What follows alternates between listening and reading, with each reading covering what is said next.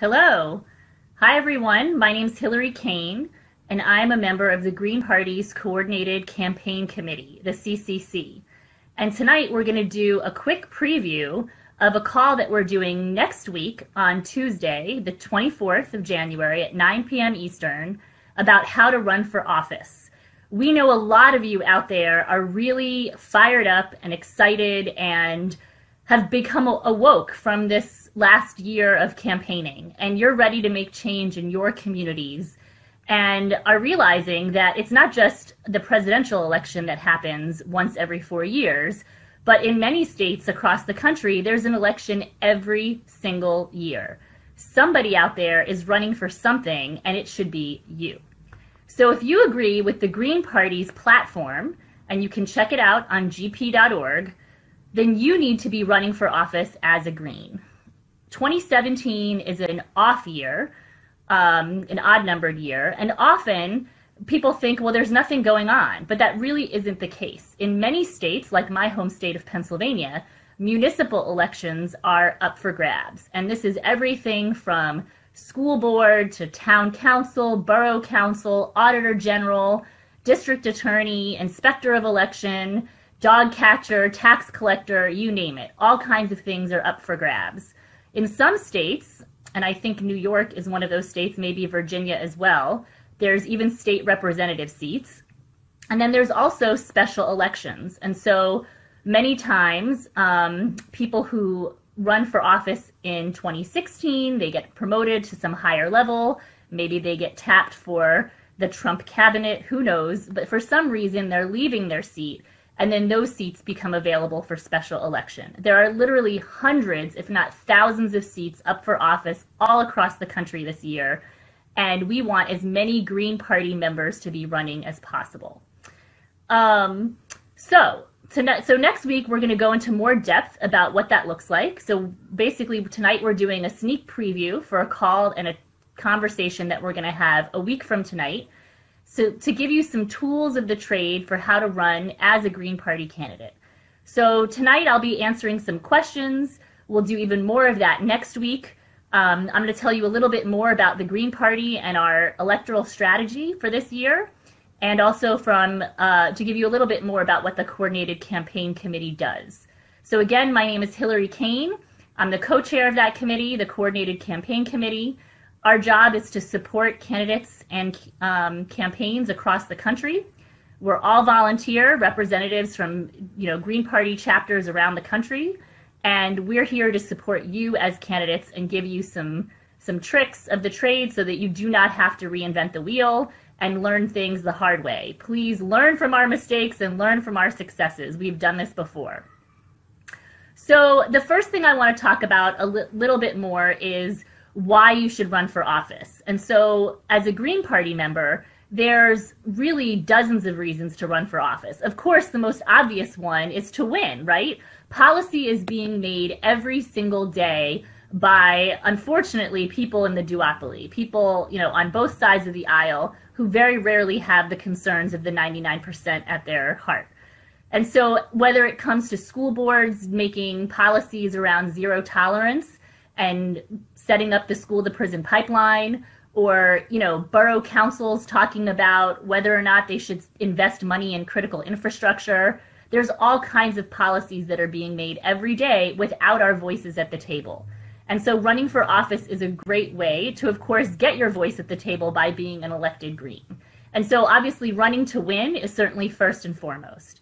But there's other reasons to run. There's reasons such as building your Green Party in your local area. Having a campaign that people can mobilize around can take some of the momentum from last year and get people still excited and still engaged.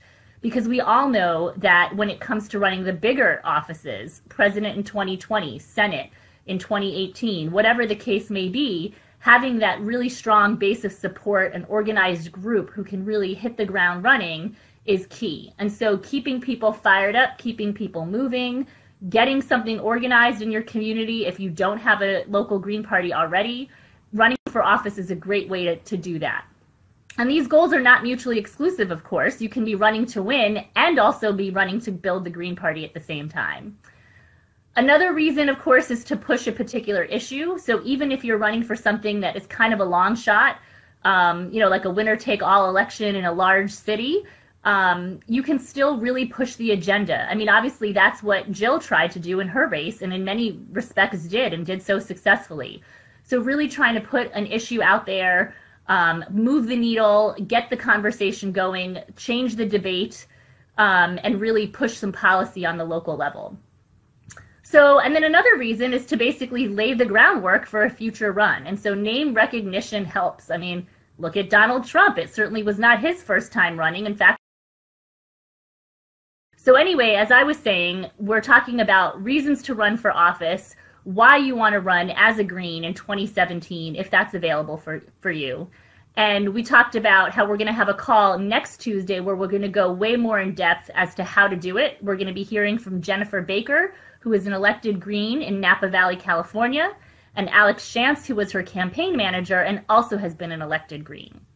So again, there's several reasons to run for office as a Green. Of course, to win, for sure. There's also to build the Green Party in your local community, to get people organized and motivated.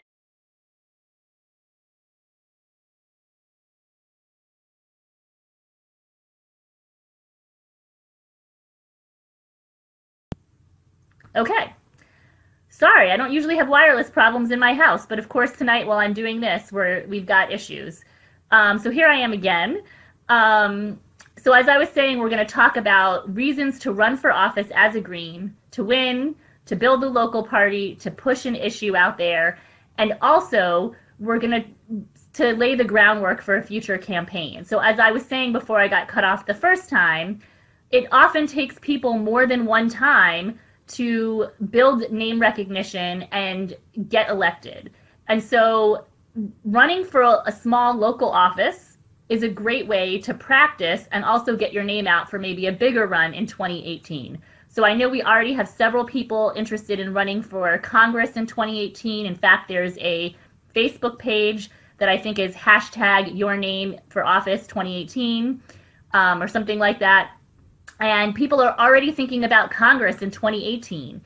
If it's possible, it's not a bad idea to run for something smaller and more local in 2017 to get practice, to get your name out there, to build some name recognition in the media, to get your campaign committee going, to get all those glitches out of the way, whether it comes to setting up the infrastructure for your campaign. Figure everything out now. Make your mistakes this year so that you're ready to go in 2018. So those are the kinds of things that we'll be talking about next week in more detail, again with Jennifer and Alex. Again, my name is Hillary Kane, and I'm the co-chair of the Coordinated Campaign Committee of the Green Party of the United States. That is the committee at the national level whose job is it to support candidates and campaigns. So we're your go-to place for training and technical assistance. We also do give out a little bit of money later in the election cycle, and we'll have an application process as well. And the last thing that I want to highlight before we go on to the Q&A section is a little bit about our national electoral strategy for this year.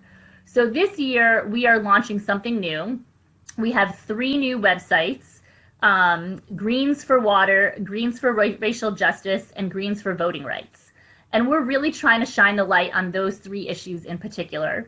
And we're calling on anyone who can run for office with one or more of those 3 issues as their central campaign idea to sign up and join with us. We're going to promote you. We're going to, push out your name on social media.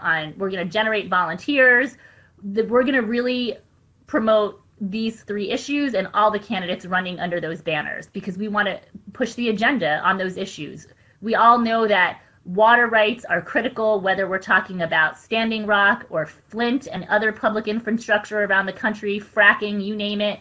Racial justice, ongoing issue. Every single day there's something going on. More police shootings and all kinds of stuff. It's awful.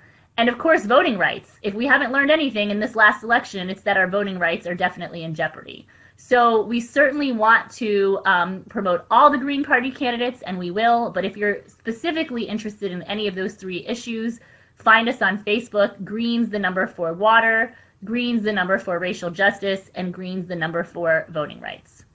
So I think with that, we're going to start doing some Q&A. So I'm going to look here for my first question. So thank you for Mark that the Australian Greens are very proud of Jill Stein and the United States Greens. So we are, of course, and we certainly are looking to you all for some inspiration as well.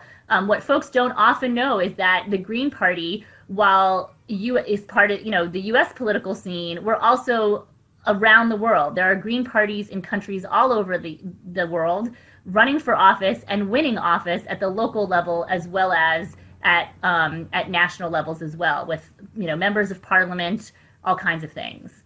And I did mention before that there are Greens in special elections. So we know one, Kenneth Mejia, running for Congress in Los Angeles.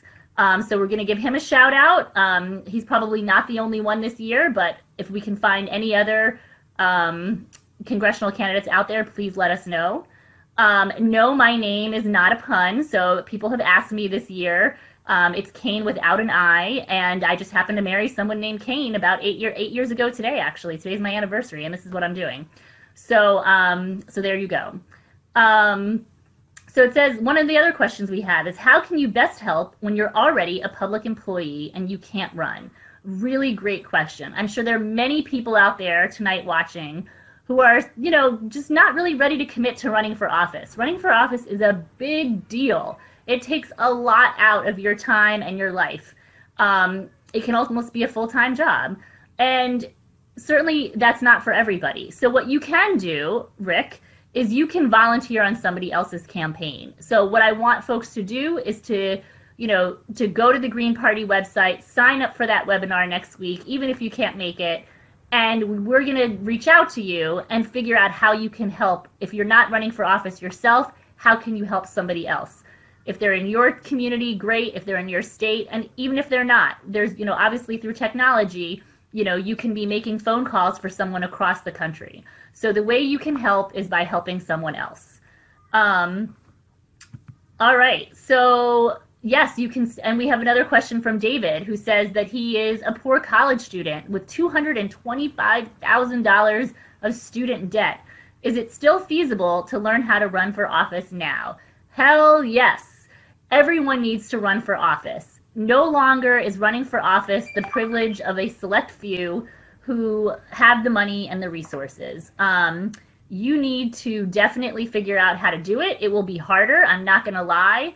If you do not have financial resources yourself, it's just harder. But that's what the movement is for. That's what the Green Party is for. That's what all your friends and family are for, and everyone will connect you to. We crowdsource, we collect small donations, we take zero corporate dollars whatsoever. It's a bunch of small donations adding up into something big, and anyone can and should run for office. In fact, and who better? Someone with loads of debt can certainly identify with and speak to a large section of the electorate. All right, let's see what else we've got here. From David Cobb, our very own campaign manager for the Stein campaign, wants me to do a little plug here for our Democratizing Elections Conference coming up in Philadelphia, my home city. It'll be the last weekend in February 25th and 26th. I believe we just secured the Arch Street Meeting House as a location, so a great Quaker venue, which is always friendly to the Greens. More details will be forthcoming, I'm sure, on the Green Party and the Jill Stein websites. But basically, we're really trying to shine a light on election integrity and make sure that what happened here in Pennsylvania, unfortunately what happens here in Pennsylvania every single year, but particularly this year, doesn't happen again and again and again. So I'm sure some of you were following all of the recount business. I myself put in a petition here in Philadelphia, and we really we need to take a hard look at those voting machines. So all of this is certainly part of the package. Here in Philadelphia, we can actually run for something called the City Commissioner, which is the office that handles and manages the elections. And so part of the first thing that you really need to do if you're thinking about running for office is to do some research. Go to your county board of elections. Take a look. What is even out there? you know, you'll be really surprised at how many offices there are, particularly in smaller communities across the country, where there's just a lot of different things that are up for grabs. So yeah, so we have this national electoral strategy. We're really trying to push these 3 issues, as I mentioned. And we also have just general ongoing training and technical assistance, regardless of where you're running for office, what level you're running for, or what your issues are, as long as, of course, they're in keeping with the Green Party platform. So every single month we have a conference call like the one we're doing next week. And every month we talk about different aspects of running for office. So next Tuesday is our kickoff. It's so you want to run for office, ... And it's really, you know, the running for office 101. We'll cover things like, you know, in brief, we'll cover things like fundraising and assembling a campaign team and working with the media and, you know, honing a vision and your platform, that type of thing. We'll also talk a little bit about what does it take personally to run for office and are you ready? And then later in the year, we'll talk about those things more in depth. So we'll do an entire hour devoted to fundraising. We'll do an entire hour devoted to setting up and maintaining your website, you know, targeting voters, you know, planning get out the vote. And we sort of do it in succession throughout the year. There's sort of a calendar, so everything makes sense based on where we are in the election cycle. And then by November, it's debriefing your run and basically rinse and repeat, and we do it all again in January. All right, so let's make sure that we're still connected here. And it looks like we are. Fabulous. All right. I see my friend Tim Runkle has chimed in from Pennsylvania. He's running for Borough Council and I believe Elizabethtown, Pennsylvania, so that's exciting. Somebody had mentioned about primaries, so let me explain that. So of course, every state is totally different. If I've learned anything from being a Green is that if you've learned how 51 states and DC, how 51 places do it, you've learned how 51 places do it. So some states allow the Green Party to have a primary and some states don't. So here in Pennsylvania, we do not have a primary, whereas in California, they do. And depending on ballot status and how well Green candidates do in big elections often determines whether or not there's a primary the following year. So in a state where there is a primary, you would typically run for office by collecting signatures on a petition, getting onto the primary ballot, and then basically appealing to fellow Greens to vote for you, and then winning the endorsement of the Green Party that way, and then going on to the general election. In many places where there is not a primary, you typically have to get endorsed by your local or your state party. So this involves going to meetings, getting to know who the local Greens are, and then getting them to endorse you, typically in some sort of convention or even a regular local monthly chapter meeting. If you're in a place where there isn't a local, then often you can just run on your own without any endorsement. It really just depends. And so one of the things we can help you with as the CCC is sort of navigating all that and figuring out who to get endorsed by and when and how. And of course, every state is different. I think in Texas, in order to run this year, you had to be declared by the middle of December. Most states, that's not the case. But again, it is a totally different ball game in every single state. It's a great lesson in federalism. All right, we've got folks who are saying they're running for Congress in Wisconsin, in the 8th Congressional District. Fabulous. Joe Manchin, who ran for Congress in 2016. He wants to see a Green Party candidate running in every open seat in the U.S. House and Senate in 2018. How can we make this happen? Well, the way to make it happen now is to get prepared. We got to get on our big boy boots and big girl boots, and we got to get practicing and practicing and practicing. Every year is a dry run for the next year. We get better, we get more sophisticated, we learn new tools, and we just got to keep growing. So we just got to get out there and do it. All right. So we've got more people who are saying that they're excited to run for office. This is great. So, all right. I just want to let people know that we do record our calls. And so if folks are Greens and would like to send me a note, I will happily send you links to previously recorded calls. We have a really good question here from Denny, who's asking about people who just, are never going to vote Green because they just don't know. And that's obviously what we're trying to change. And it all starts, the journey of 1,000 miles begins with one step, as they say. And so oftentimes people will vote Green when it comes to running for a local office. There's, of course, the whole spoiler myth and all that nonsense with the presidential election. But when it comes to town council or school board, many, many more people are willing to vote Green, especially if it's someone they know. And so, here in Philly, we've had experiences where we've had candidates who have literally knocked on every single door in their district and made real connections with real voters. And that's how folks learn about the Green Party. This is how to do it. You've got to do it one step at a time. You have to connect with every, possible voter on one-to-one basis. If you don't like people and you don't like talking to people, you probably don't want to run for office. You have to like that, that personal element of politics. If you're the kind of person who doesn't want to talk to people, then you need to be helping somebody else who does want to talk to people, because that is where it's at, particularly in a local election. So yeah, somebody else is talking about it being all about the money. It is and it isn't. If this election has taught us anything, is that you can win without outspending your opponent.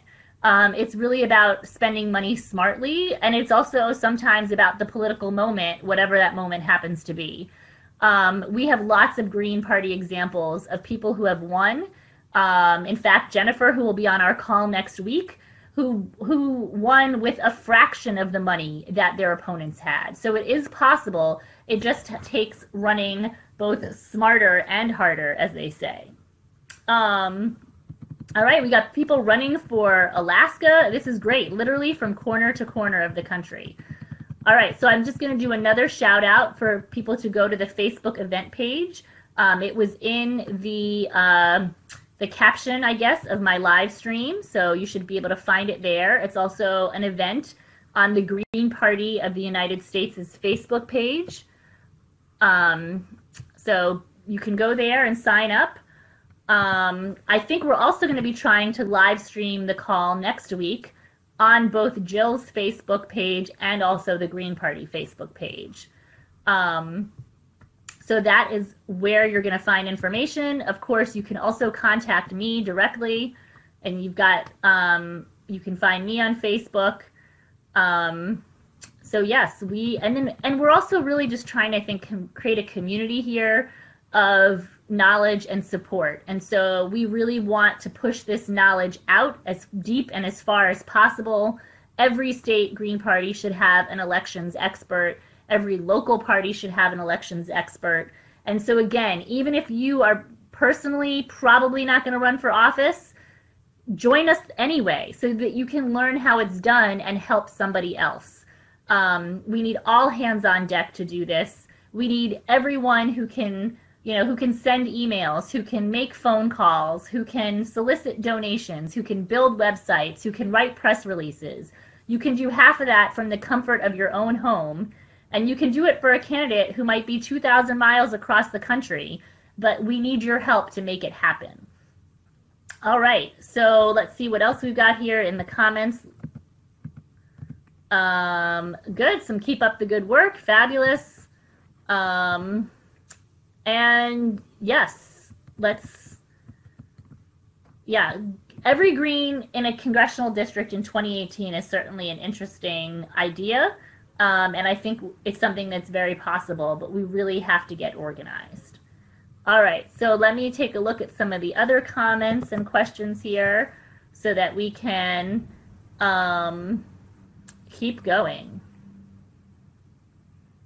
All right. All right, we just got a few more minutes left, so if anyone has more calls, again, we're talking about a conference call that we're going to have next week to learn how to run for office. We're going to cover the basics and then go in depth every single month from there. We're going to help folks think about why they might want to run, what your goals are for running. We're going to think about whether or not you can personally commit to running for office and what it might take to do it, and to do it well and to do it seriously. Of course, goal setting for your campaign, and then a sort of general overview of the arc of a campaign year. At some point, we're also going to be putting on the website a list of Green Party declared candidates. And certainly, if you're a declared candidate for this year in 2017, please let us know. The only way for us to know is if you tell us. Because it's 50 states with 50 different ways, there's no one central database of all candidates. So we have to gather that information. We're actually in the process of updating our database that captures our candidates and our elected Greens. And so if you are running and you want us to know about you and tell the rest of the world about you, please submit that information to us. All right, we have a comment here from Jose. Hello, Jose. How will your personal finances be affected by campaigning? So the answer is, generally speaking, they shouldn't be. But, there's all kinds of crazy scenarios out there. And so, obviously, if you're going to be asking other people to support your campaign financially, it's probably a good idea for you to do the same. And so it's really hard to genuinely ask someone for money if you're not also putting your money where your mouth is. So I think most serious candidates do make some kind of donation themselves to their own campaign. By no means are we talking about self-financing, but something to show that you have some skin in the game financially as well. And that's, of course, if you have it. I'm reminded of our friend who said that he had $200,000 worth of student debt. So obviously, in proportion to your ability, but you should be putting in something. And then there's some crazy stuff out there. So we had someone who, this happened a couple of times in Pennsylvania because our ballot access laws were so horrible, where people who ran for office, Carl Romanelli in 2006, it's a famous case, he decided he was running for Senate, he got challenged, and when he fought the challenge and lost, they actually stuck him with all of the court costs. And so to this day, I believe he technically owes the state of Pennsylvania $100,000. He has never paid it. I think he'll probably go to jail before he pays it. Good news for him, good news, bad news, is that he doesn't own a home. So there's nothing for them to there's no assets for them to seize. Unfortunately, in 2010, we had someone who was running for statewide office, for Senate also, and he got challenged. And because he did own his home, he didn't fight the challenge because he was afraid that he might, face the same situation as Carl.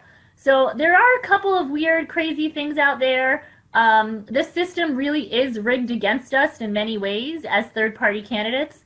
But for the most part, generally speaking, in a regular municipal level election, you shouldn't be personally on the hook for anything. But there are these extreme circumstances out there. And again, it's just part of doing your research, which is talk to your local Green Party. They've seen this stuff before. They know what the situation is like in your state, and whether it's a state like Pennsylvania with really bizarre ballot access laws, or another state like our friends across the river in New Jersey, where it seems to be a much saner system.